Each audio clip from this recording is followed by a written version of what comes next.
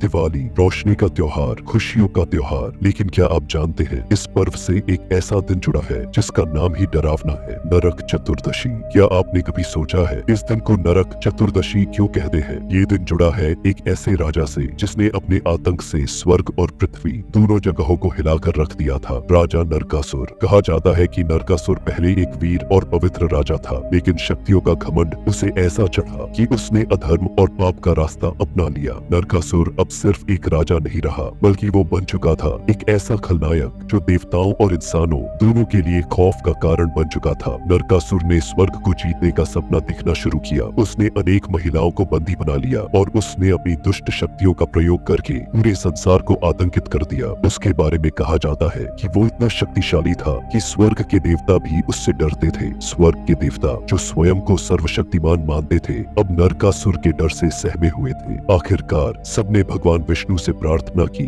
कि इस भय से मुक्ति दिलाई जाए। तब भगवान विष्णु ने वादा किया कि समय आने पर नरकासुर का अंत निश्चित होगा। जब नरकासुर के अत्याचार हद पार कर गए, तब भगवान विष्णु ने अपने अवतार भगवान कृष्ण के रूप में धरती पर नरकासुर का अंत करने का निर्णय लिया। यह कोई साधारण युद्ध नहीं था, यह धर्म और अधर्म के बीच की टक्कर थी। दिवाली से एक दिन पहले नरकासुर और भगवान कृष्ण के बीच एक भयानक युद्ध हुआ। कहा जाता है कि इस युद्ध की गूंज आकाश और धरती दोनों जगह सुनी गई। नरकासुर अपने सभी दुष्ट ताकतों का इस्तेमाल कर रहा था, लेकिन भगवान कृष्ण ने अपने दिव्य शस्त्रों से उसे पराजित कर दिया। आखिरकार अधर्म की हार हुई और धर्म की विजय। नरकासुर का अंत हुआ और संसार को उसके आतंक से मुक्ति मिली। इसी जीत के उपलक्ष्य में इस दिन को नरक चतुर्दशी के रूप में मनाया जाता है। आज नरक चतुर्दशी पर हम सिर्फ दीप जलाते हैं, लेकिन इसका असली अर्थ है अपने अंदर के अंधकार और बुराई को खत्म करना। जैसे भगवान कृष्ण ने नरकासुर का अंत किया, वैसे ही हमें भी अपने भीतर के नकारात्मक विचारों और बुरी आदतों का अंत करना है। धन्यवाद और आपको एक सुरक्षित, उज्जवल और खुशहाल दिवाली की शुभकामनाएं।